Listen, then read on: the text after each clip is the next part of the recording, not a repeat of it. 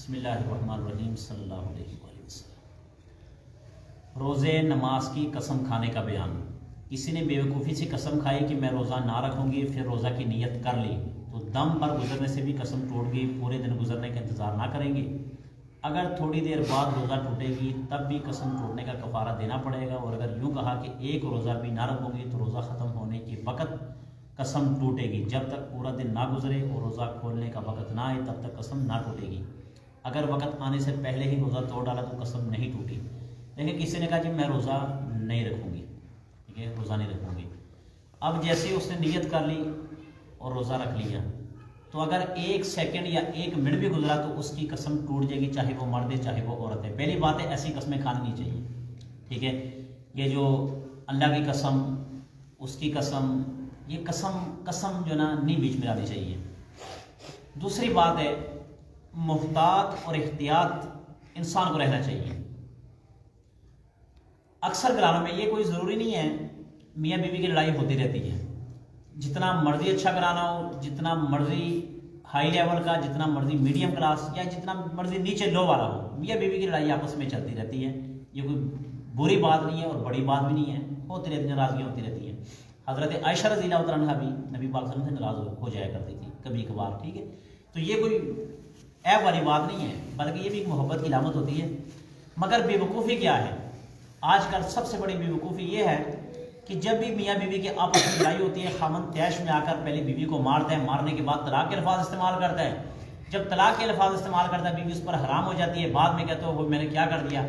फिर अगर वो देवबंदी है तो फिर ऑटोमेटिकली अपने आप को वहाबी साबित कर लेता है, क्योंकि हलाल होने का तरीका वहाबी के पास जाना पड़ेगा। अब वो कहते हैं 3 तलाक़ें 3 नहीं है, लिहाजा बीवी हिलाफ है। फिर वो चाहे देवबंदी हो चाहे वो बरेलवी हो, फिर वो ऑटोमेटिकली फतवा किसका मानता है, वहाबियों का मानता है, ठीक है।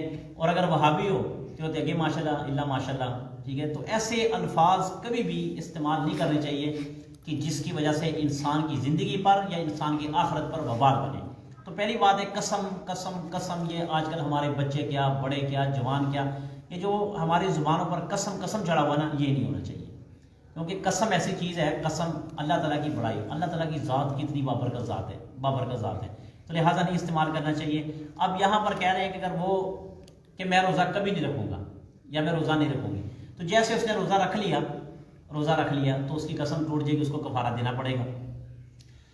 और अगर वो ये कहे कि एक भी रोज़ा नहीं रखूँगा, एक भी रोज़ा, तो जब तक वो रोज़ा रखे, रोज़े की इफ्तारी का वक़्त ना आए तब तक उसकी कसम नहीं टूटेगी। एक भी रोज़ा रखने से क्या मुराद होती है कि मुकम्मल रोज़ा। अब देखिए, आपने रोज़ा रखा, एक आदमी रोज़ा रख के 2 बजे तोड़ दे, क्या उसका रोज़ा मुकम्मल होता है? नहीं। जब तक मुकम्मल 16, 17, 18 घंटे का रोज़ा है तब तक वो ना मुकम्मल करे तब तक उसका रोज़ा नहीं होगा।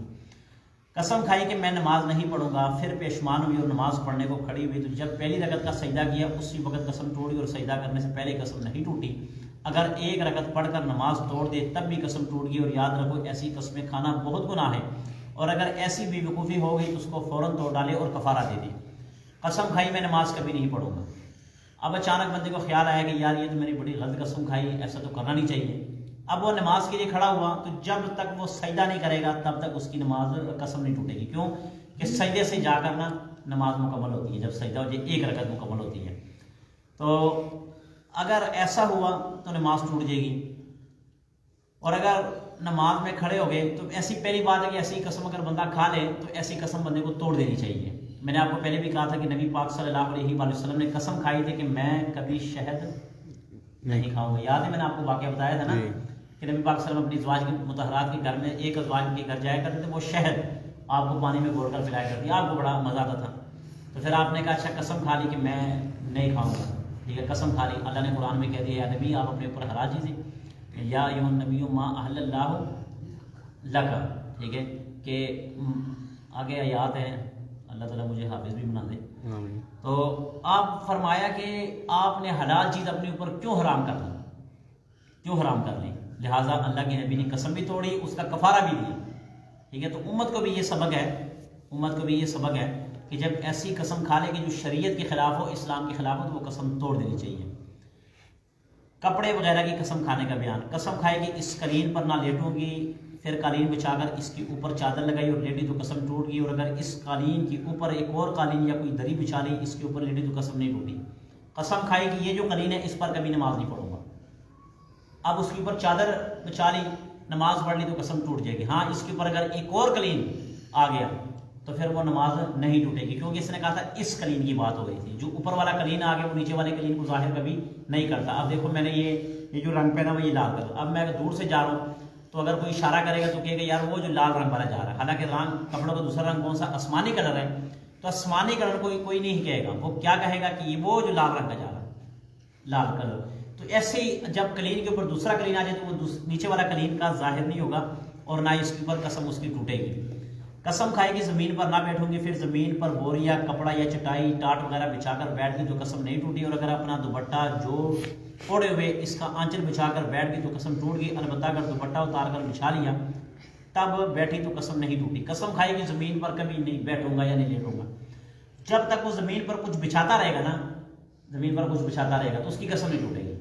یا جیسے جسم کے ساتھ کپڑا اٹیچمنٹ ہے یا کوئی چادر ہے، اس کا آدھا پلو نیچے بچھا لی، اس پر بیٹھ گیا اور آدھے کے اوپر جو نا ایسے ہی بیٹھ گیا تو اس سے قسم ٹوٹ جائے گی۔ جو جسم کے ساتھ حرکت میں ہو اس سے قسم ٹوٹ جائے گی، اور اگر جب تک پوری زندگی کچھ بچھاتا رہے قسم نہیں ٹوٹے گی۔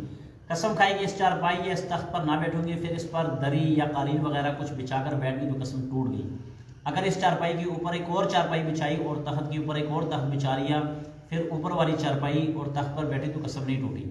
قسم کھائے گی اس چارپائی پر نہیں بیٹھوں گا، اس چارپائی کی بات ہو رہی، اس سمجھ آ رہا ہے؟ اب آپ کہو گے کہ زمین پر کوئی چیز بچھائے تو اس پر قسم نہیں ٹوٹتی ہے، اور اگر چارپائی پر چادر بچھا دے تو قسم ٹوٹ جاتی ہے۔ وجہ یہ ہے کہ اس نے کہا تھا کہ میں زمین پر کبھی نہیں بیٹھوں گا، ٹھیک ہے، زمین پر، اور اس نے کہا اس چارپائی پر۔ اب چارپائی کیا ہوگی؟ خاص ہوگی، زمین تو نہیں خاص ہوگی۔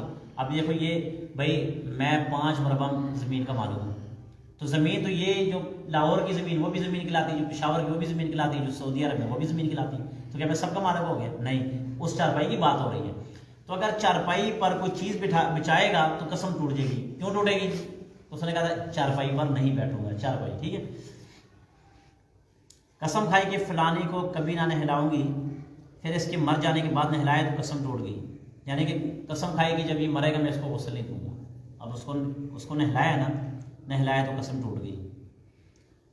شوہر نے قسم کھائی کہ تجھ کو کبھی نہ ماروں گا، پھر غصے میں جوتا گھسیٹا یا گلا کوڑ دیا یا زور سے کاٹ کھایا تو قسم ٹوٹ گئی، اور جو دل لگی اور پیار کاٹا ہو تو قسم نہیں ٹوٹی، یعنی کہ پیار میں بس ایسا کیا ہو تو کچھ نہیں ہو، اور اگر غصے میں ہو تو پھر قسم ٹوٹ جائے گی۔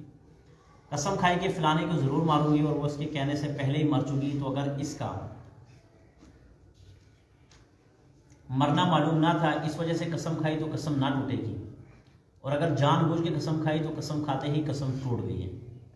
اگر کسی نے کسی بات کے کرنے کی قسم کھائی، جیسے یوں کہا کہ خدا کی قسم انار ضرور کھاؤں گی، تو عمر بھر میں ایک دفعہ کھا لینا کافی ہے۔ اگر کسی بات کے نہ کرنے کی قسم کھائی، جیسے یوں کہا کہ خدا کی قسم انار نہ کھاؤں گی، تو ہمیشہ کے لیے چھوڑنا پڑے گا، جب کبھی کھائے گی تو قسم ٹوٹ جائے گی۔ ہاں اگر ایسا ہوا کہ گھر میں انار انگور وغیرہ ہیں اور خاص ان اناروں کے لیے کہا کہ نہ کھاؤں گی تو اور بات ہے، وہ نہ کھائے، اس کی سوا اور منگا کر کھائے تو کچھ حرج نہیں ہے۔ قسم کھائی ایک چیز کے بارے میں خاص کہ سالن کبھی نہیں کھاؤں گا، ایک خاص سالن کی طرف اشارہ کرتا ہے کہ میں گھر میں جو گوشت پکا یہ نہیں کھاؤں گا، تو باہر جا کے جو مرضی کھا لے وہ گوشت نہ کھائے، ٹھیک ہے۔